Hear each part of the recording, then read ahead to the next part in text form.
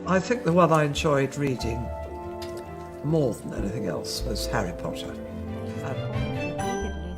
Under the golden ceilings of Britain's oldest palaces, history lived not only in books but in objects, treasures that had been guarded for centuries. These were not ordinary possessions. They were jewels, tiaras, necklaces, crowns, and rare artifacts that had been passed down through generations of kings and queens. Every piece told a story. Some were worn during great coronations, some during moments of peace treaties, and some during private family celebrations that the world never saw. The royal collection was more than wealth, it was memory, tradition, and identity for the monarchy.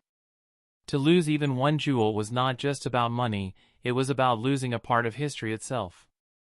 That is why, when rumors began to spread that something was not right in the royal vaults, the entire palace was wrapped in unease. At first, it was nothing more than whispers among the staff. A missing brooch here, a tiara that had not been seen for months, a necklace that no one remembered being sent out for display. The royal collection was huge, with thousands of items. Mistakes could happen, records could get mixed up, and sometimes items were sent on loan to museums or exhibitions around the world. This explanation satisfied people for a short time. After all, no one wanted to think the unthinkable, that someone from inside the palace could be stealing from the crown itself. The monarchy had always operated on loyalty, secrecy, and trust. To question that trust was like shaking the foundations of the entire royal system. But whispers are like smoke. Once they start, they find ways of seeping into every corner. By the end of spring, more than one staff member had noticed strange patterns. Items that should have been in the vault were nowhere to be found. Records that used to be very detailed now only carried vague notes, like out for inspection or under restoration. No one dared to speak openly about theft, but the silence in the corridors said everything. People began to lower their voices when certain names were mentioned, afraid that even walls might carry their words. What made this situation even worse was the type of items missing. These were not ordinary jewels that could be easily explained away. One of the first pieces whispered about was a sapphire brooch once worn by Queen Victoria herself. The next was a pearl choker that had once belonged to Princess Diana, gifted by a Middle Eastern ruler as a sign of respect and friendship. Another was a diamond snuff box dating back to the Georgian era, an item so rare that it was known to be one of only 3 in the world. These pieces were not just ornaments. They were icons of British history, tied to monarchs, queens, and moments the nation still remembered with pride. The first real shock came at a private charity event, far from the vaults and guards of the palace. There, an art dealer from Geneva spoke casually over champagne about a tiara recently bought at a secret auction in Monaco. The tiara's design was almost identical to one believed to still be in the Queen Mother's collection. At first, the people who overheard the dealer's words thought it must be a coincidence. Maybe it was an imitation, a clever copy made to look like the real thing. But the comment stayed in their minds. The more they thought about it, the more uneasy they became. Could it be possible that something from the royal vaults had slipped away, unseen, into the hands of private collectors? As weeks passed, Prince William's aides began to quietly cross-check the records. They looked at old photographs of the jewels during state banquets and compared them to the official collection logs. Slowly, a pattern began to appear. Items that should have been worn by royals in public for major events had not been seen in years. Pieces that had once been photographed regularly now seemed to have vanished into thin air. Each explanation given by curators and staff seemed weaker than the last. The excuse of loans and restorations could not cover the growing number of missing items. Still, no one had the courage to say it out loud. Someone inside the palace was betraying the crown.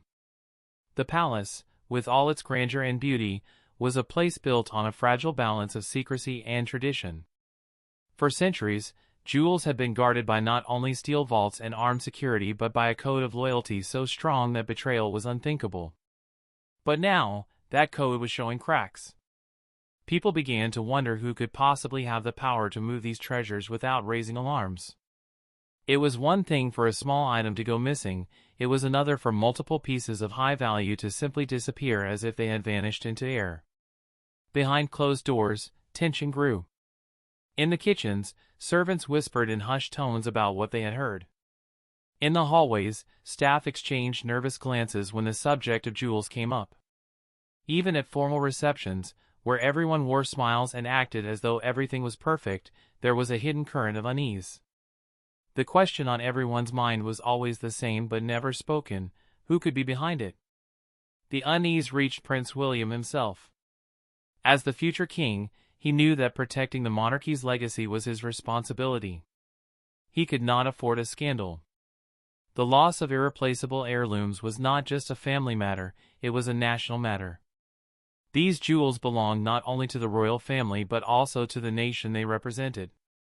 The British public saw them as symbols of continuity, stability, and pride. If word got out that they had been secretly disappearing, it would cause outrage, and worse, it would stain the crown's reputation forever. But William also knew something else. The palace was no longer a place where he could trust everyone. If the jewels had truly gone missing, it had to be someone with authority. The vaults had the strongest security systems in the world. Alarms, guards, records, and protocols meant that no outsider could simply sneak in and steal something.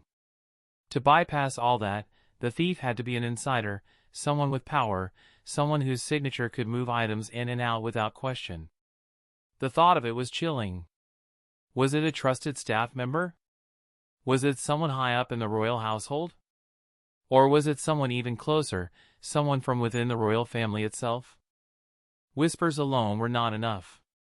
William knew he could not act on rumors. He needed proof, and he needed it quietly. Public scandal was the last thing the monarchy needed at that time. The media was already hungry for any misstep, and news of missing jewels would set off a firestorm. The investigation had to be discreet, controlled, and silent. If there was a traitor within the palace, they had to believe their secret was still safe. Only then could the truth be revealed. And so, in the hidden corners of Kensington Palace, William made a decision that would change everything.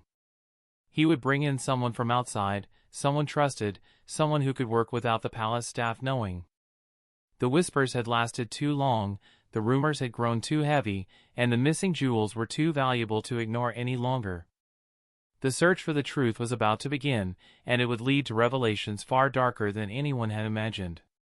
Prince William's decision to investigate the missing jewels was not made lightly.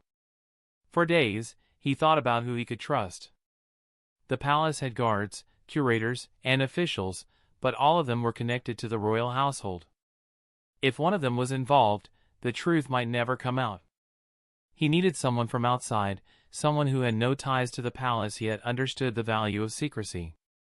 His choice was Simon Harcourt, a former intelligence officer who had worked on sensitive matters for the royals before. Harcourt was known for being quiet, professional, and invisible in his methods. He had the ability to uncover secrets without anyone realizing he was even looking. Their meeting took place in a quiet drawing room inside Kensington Palace, a room rarely used for official business. The heavy curtains blocked the sunlight, giving the space a serious, almost tense atmosphere. William explained everything in calm but firm tones: the rumors, the missing records, and the strange comment from the Geneva art dealer. He spoke not as the future king, but as a man desperate to protect his family's legacy. Harcourt listened carefully, asking only a few questions.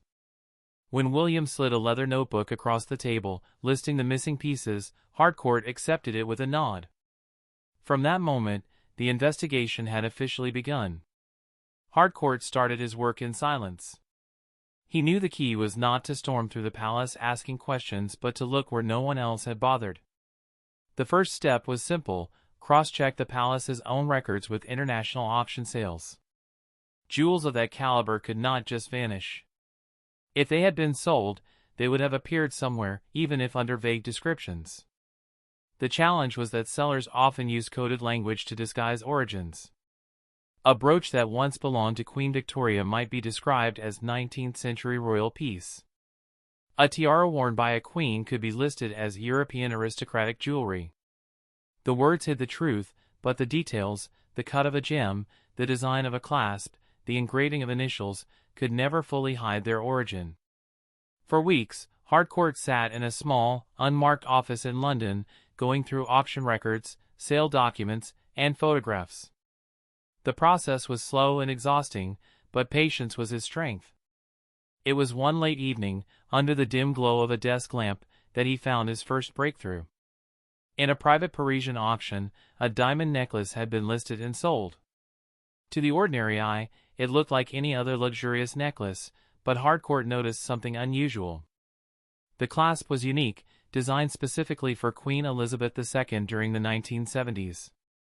The photographs matched perfectly with official royal archives. There was no doubt the necklace had once been part of the royal collection. This discovery changed everything. The rumors were no longer just whispers, they were real. Someone inside the palace had allowed a priceless piece of history to slip into a private sale. Harcourt's report to William was filled with caution but also urgency. The jewels were not disappearing at random. They were being moved with purpose, sold quietly to wealthy collectors who had no reason to question where they came from. Whoever was behind this had both the knowledge and the authority to move the items without suspicion. The next step was widening the search. Harcourt reached out to discreet contacts in Geneva, Antwerp, and Dubai, cities known for high-value gem transactions. Slowly, another pattern began to emerge. A sapphire ring appeared at one auction, labeled only as European royal origin. A gold bracelet with an engraving resembling King George VI's handwriting showed up at another. A brooch of exceptional quality, dated vaguely to the 19th century, was sold in Dubai. None of these sales openly admitted their connection to the British royal family, but to Harcourt, the signs were obvious. Each piece carried unique marks, designs, and histories that could only belong to the crown. But what caught Harcourt's attention most was not just the jewels, but the way they were sold. Different auction houses were involved, yet the same legal representatives appeared in the background paperwork. The same luxury couriers were used to transport items. Payments were funneled through a small network of offshore accounts. This was not random theft. This was a carefully planned operation, run by someone with experience and connections. When Harcourt presented these findings to William, the room fell into silence. Photographs of missing jewels were laid out on the table, side by side with auction records. William studied them carefully, his face showing both anger and sorrow. These jewels were more than wealth. They were pieces of history, moments of his family's story captured in diamonds and gold. To see them scattered into private vaults was painful.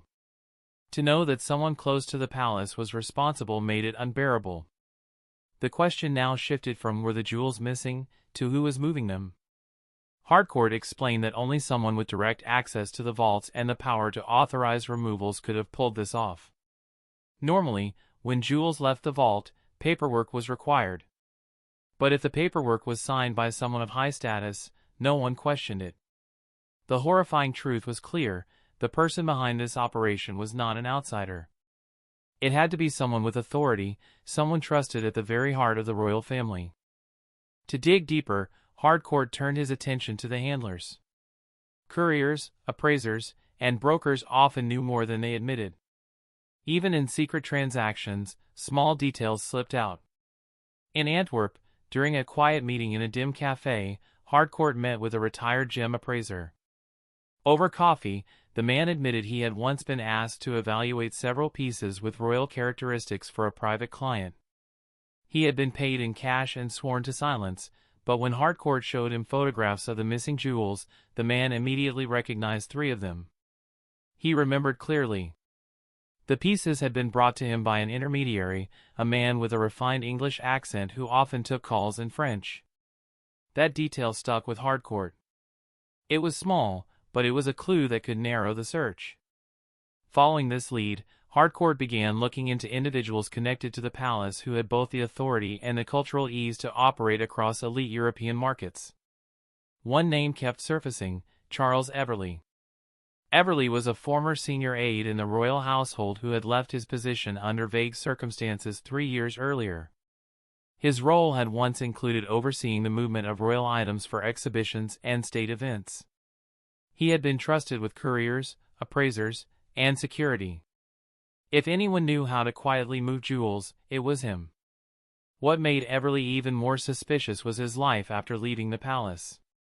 He had started a small consultancy, offering services to wealthy clients who wanted rare heritage items. His name had appeared on the edges of at least 2 of the questionable auctions Harcourt had investigated. He was never listed as the seller, but always as a facilitator, a middleman who introduced clients to brokers. It was a perfect cover. To test his theory, Harcourt arranged a meeting with Everly under the disguise of a wealthy client's representative seeking to purchase a rare tiara. They met in a private London club, a place where conversations were never repeated outside the walls. Everly was polished, charming, and careful with his words. He spoke about rare acquisitions and his wide network of contacts. But when Harcourt casually mentioned a sapphire ring similar to one in the Queen Mother's collection, Everly's reaction betrayed him. His smile held, but his eyes sharpened with calculation. He gave a vague answer about how many jewels change hands without anyone ever knowing, then quickly changed the subject. Harcourt left the meeting convinced Everly was deeply involved. A background check revealed even more troubling details. Everly had traveled frequently to Geneva and Monaco, often aligning with the dates of suspicious auctions. Passenger records also showed he sometimes traveled with a woman under diplomatic clearance, meaning her identity was hidden. The evidence was pointing clearly in one direction: Everly was the middleman, and he was working for someone powerful enough to cover every track. As Harcourt continued piecing the puzzle together, one name began to surface with disturbing clarity. The access records to the vault, the authority needed for removals, and the timing of Everly's activities all connected back to one person, Queen Camilla. The investigation was no longer about whispers. It was now about betrayal at the highest level of the royal family. The evidence was mounting, and there was no more room for doubt. Simon Harcourt's investigation had connected every thread: the missing jewels, the suspicious sales, the middleman Charles Everly, and finally, the person with unquestioned access and authority, Queen Camilla. Prince William sat alone one evening, reviewing the thick folder of documents and photographs Harcourt had delivered. Every page felt heavier than the last. For years, Camilla had been controversial in the public eye, but William had never expected betrayal at this level. These jewels were not simply ornaments. They were national treasures, carrying centuries of history. To sell them off in secret was not just greed, it was an insult to the crown itself. William's anger was deep, but it was also controlled. He knew he could not act recklessly. To confront Camilla required strategy. If he accused her without undeniable proof, she could twist the narrative, paint herself as a victim, and drag the family into scandal. But if he waited too long, more jewels might vanish, never to be recovered. He had to time it perfectly. For days, he studied Camilla's schedule, noting when she was alone, when Charles was with her, and when the palace was quiet. Eventually, he chose a late afternoon in Clarence House, a place where Camilla often preferred to meet with close advisors. Before that moment, William rehearsed the confrontation in his mind. He pictured her reactions: denial, anger, perhaps even mockery. But what he prepared most was his resolve. This was not just a personal matter, it was about protecting the monarchy from within. When the day arrived, he walked into Clarence House with a calm determination that belied the storm inside him. Camilla greeted him politely, though her smile was strained. She had always sensed William's caution toward her, even in family gatherings. He wasted no time with pleasantries. With a steady voice, he placed Harcourt's folder on the table and opened it. One by one, he spread out photographs of the jewels that had appeared in secret auctions: the diamond necklace, the sapphire ring, the gold bracelet. Camilla's expression faltered only slightly, but William caught it. He leaned forward and said, "These belong to the crown. They belong to my grandmother, to our history. And they were sold, under your watch." For a moment, the room was silent except for the faint ticking of a clock on the mantel. Camilla shifted uncomfortably, then laughed softly as if dismissing the accusation. She said the photos could be coincidences, that many jewels looked similar. She claimed it was impossible to trace such items with certainty. But William's response was firm. He slid forward another document, bank transfers linked to Everly, marked with dates that matched her travel records. "This isn't coincidence," he said. "This is a pattern. And it leads back to you." Camilla's face hardened. She dropped the mask of denial and spoke more sharply. She accused William of spying, of creating divisions within the family, of being manipulated by outsiders who wanted to see her fall. But the more she spoke, the clearer it became that her anger came not from innocence but from being caught. William remained calm, letting her words run their course. When she paused, he spoke with finality. "You have betrayed this family, and worse, you have betrayed the crown. This cannot be ignored." The confrontation did not end with shouting. William rose, collected the documents, and left the room with a silent authority that made his decision clear. From that moment on, the wheels of change began turning. Behind palace doors, discussions grew tense. Charles, frail and struggling with his health, wanted to protect Camilla but could not defend the undeniable evidence. Senior advisors whispered of damage control, but William pushed firmly for accountability. He knew the monarchy's survival depended on public trust, and if the people learned that jewels were stolen and sold by the queen consort, the outrage would be enormous. The only way forward was to act decisively. A private council was called, a gathering of senior royals and trusted advisors. William laid out Harcourt's findings in full. The atmosphere was heavy as each photograph and document passed across the table. Some gasped quietly, others shook their heads in disbelief. But no one could deny the truth. When William finished, there was no debate left. The decision was unanimous. Camilla could no longer hold her title. The announcement was carefully prepared. It would not be shouted in the press with scandalous headlines but delivered with measured dignity, as if it were a necessary step for the stability of the monarchy. On the chosen day, William stood before cameras, his voice steady but filled with gravity. He began by honoring the crown's legacy, speaking of the responsibility that came with carrying its traditions forward. Then, with deliberate calm, he addressed the issue. "In light of recent revelations and actions that have compromised the trust and honor of this institution, Queen Camilla will no longer carry the title of Queen Consort. Effective immediately, she will be stripped of her royal duties and privileges." The reaction across Britain was electric. Headlines blazed, social media erupted, and citizens gathered outside Buckingham Palace demanding answers.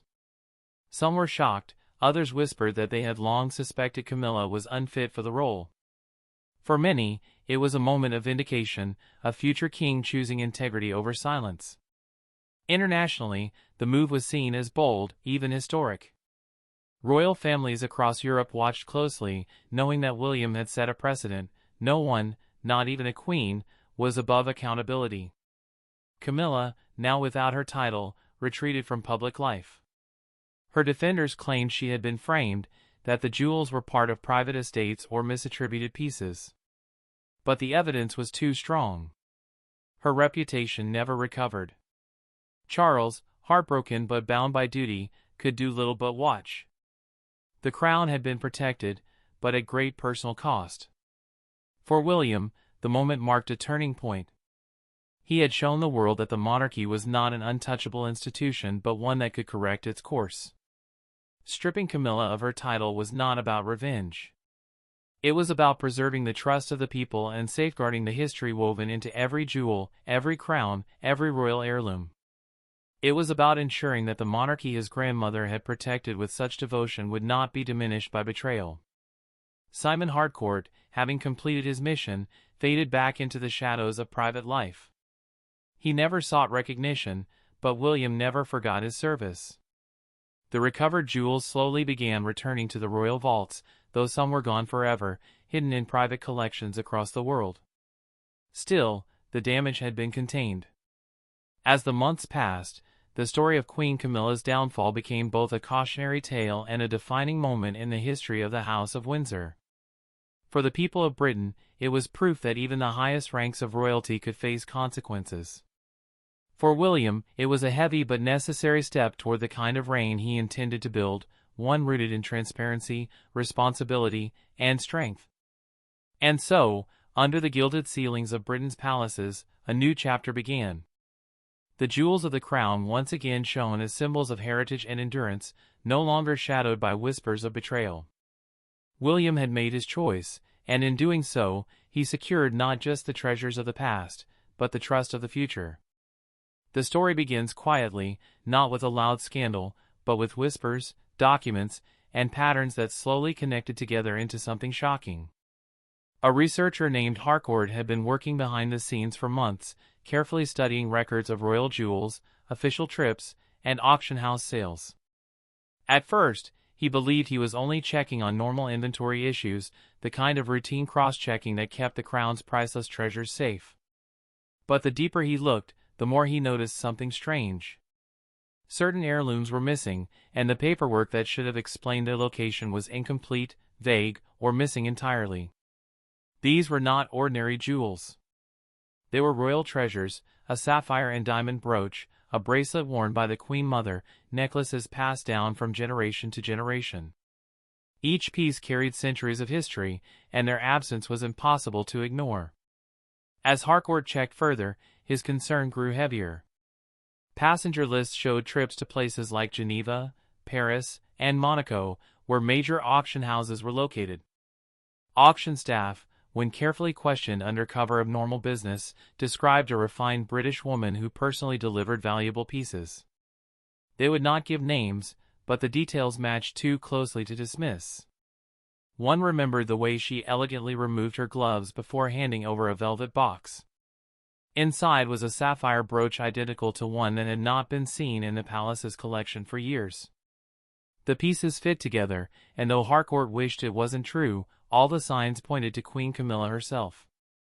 It was an unthinkable discovery. The Queen Consort, wife of King Charles, and stepmother to Prince William, secretly linked to missing royal jewels. This was no ordinary problem. The monarchy is built on tradition, symbolism, and trust. The jewels are more than expensive stones, they represent history, continuity, and national pride. If they were disappearing through secret sales, it was not just theft, it was betrayal. Harcourt knew he could not make accusations lightly. He spent 2 weeks double-checking every page, confirming every trip, verifying every name. When he finished, he placed the evidence in a leather-bound dossier and requested a private meeting with Prince William. When William read the report, silence filled the room. He turned each page slowly, looking at the photographs, the travel records, the auction notes. The case was clear. It was not rumor, not palace gossip, but hard evidence that Camilla could no longer be trusted. For William, it was more than jewels. It was about protecting the integrity of the crown. The jewels were part of the monarchy's identity, and if they were being sold in secret, it meant the crown itself was being weakened. At first, William struggled with disbelief. Could this truly be happening within his own family? But as he closed the dossier, his resolve hardened. If this was true, he had to act, no matter how painful it would be. The decision to confront Camilla was not easy. William knew that once he accused her, there would be no turning back. This was not a private disagreement or a small misunderstanding. This was a scandal that could shake the monarchy itself. For days, William carried the dossier with him, reading it over and over late at night, his mind restless with what he had to do. Each time he opened it, the evidence was the same, undeniable, cold, and heavy. Finally, he chose the blue drawing room in Buckingham Palace for the meeting, a space formal enough to reflect the seriousness of the matter, but private enough to keep prying eyes away. When Camilla entered, she was calm and elegant as always. She sat across from William, her posture straight, her hands folded neatly in her lap. William did not waste time with small talk. He slid the dossier across the table and asked her to look at it. She placed her hand on the cover but did not open it. Instead, she raised her eyes and asked softly, "What is this about?" William's voice was steady as he explained what he knew, the trips abroad, the auction house testimonies, the missing heirlooms. Camilla listened without interrupting, her face composed, though her eyes betrayed a flicker of unease. She admitted she had traveled, but dismissed the connection to missing jewels as coincidence. She argued that royal jewels often moved quietly for restoration or diplomatic loans, processes the public never saw. William pressed for documentation, records of such loans, but she hesitated for just a moment too long. It was enough to change the mood. The hesitation told William she was hiding something. The conversation grew sharper. William reminded her of their duty, that the jewels were not property to be traded, but sacred symbols of the nation. Camilla bristled, accusing him of being manipulated by gossip and palace politics. But William's resolve only grew. His words were calm but firm, carrying the weight of future kingship. The crown is bigger than both of us. Bigger than family. The confrontation ended without resolution. Camilla left the room with her dignity intact, but her silence spoke volumes. William remained behind, staring at the closed door. He knew now that she understood he had discovered the truth, and the bond between them had been broken forever. From that moment on, the palace was changed. The tension spread quietly through the halls. Staff whispered, schedules shifted, and Camilla's sudden absence from engagements did not go unnoticed. The press began asking questions, connecting her foreign trips with high-value auctions. The palace tried to contain the rumors, but the storm was already forming. William knew he had to act before hesitation destroyed more than jewels, it could destroy trust in the monarchy itself. The breaking point came when yet another royal heirloom surfaced abroad, this time a diamond and emerald bracelet that once belonged to the Queen Mother. The evidence was too strong, and the risk of silence too great. William knew that private conversations were no longer enough. The matter had to be addressed publicly, with decisive action. He spent the night in his study at Kensington Palace, the dossier open before him, a cold reminder of the responsibility he carried. By morning, his advisors had prepared a statement. Every word was carefully chosen, weighed for its meaning, its impact, and its consequences. The monarchy could not directly accuse Camilla of theft without legal proceedings, but William had the authority as heir to act in defense of the crown's assets and integrity. The solution was bold, shocking, and unprecedented, stripping Camilla of her title and role. When William walked into the palace press room, the silence was electric. Reporters leaned forward, cameras ready. His speech was short, under 5 minutes, but every word struck with weight. He spoke of the sacred duty to protect the crown's heritage, of the trust between the monarchy and the people, and of the need for accountability, even within the royal family. Then came the line that sent shockwaves across the world: Camilla would no longer hold the title of Queen Consort. Her public role, duties, and patronages would be reassigned. The decision was final. The announcement was headline news within minutes. Television screens, social media feeds, and newspaper front pages exploded with reactions. Supporters praised William's courage, calling it proof that the younger generation of royals was committed to honesty and integrity. Critics, however, accused him of going too far, saying it risked tearing apart the royal family. Debate raged across Britain and beyond, but one truth was clear: history had just shifted. Inside the palace, the atmosphere was tense but clear. Camilla had already been informed privately before the statement and had left quietly, her destination unknown. Staff members moved carefully, speaking in hushed voices, fully aware they had just witnessed a moment that would be remembered for generations. William, after addressing the world, returned to his study and closed the door. He knew the storm was not over. The announcement was public, but the deeper truth, the dossier, the missing jewels, the betrayal, would remain locked behind palace walls. In the days that followed, Britain and the world adjusted to the reality of what had happened. Camilla was no longer Queen Consort, her absence at state functions impossible to miss. Official portraits were changed, ceremonial duties redistributed, and the palace worked quickly to move forward. Behind the scenes, security was tightened, records updated, and stricter oversight placed on the royal vaults. The scandal had revealed weaknesses, and William was determined that it would never happen again. The public remained divided. Some saw William's act as the bold leadership of a future king who placed duty above personal ties. Others believed it was an unnecessary fracture that risked further dividing the family. Meanwhile, journalists chased every lead about the missing jewels, and rumors swirled about their secret sales to wealthy collectors abroad. While the palace never confirmed the full truth, those close to the investigation knew that William's actions had been necessary. The scandal was not only about jewels, it was about protecting the crown itself.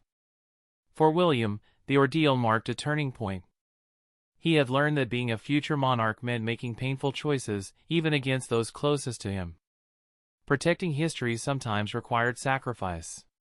Though the details would never fully be made public, one message rang clear: the monarchy's legacy would be guarded, no matter the cost. The jewels represented not only wealth, but continuity, and the decision to act had safeguarded that symbol for future generations. And so, the scandal that began with whispers of missing jewels ended with a declaration that reshaped the monarchy. William's removal of Camilla's title was more than a disciplinary action. It was a signal to the world that the crown's integrity would never be compromised, not by outsiders, and not by family. The monarchy had drawn its line, and in doing so, secured its future.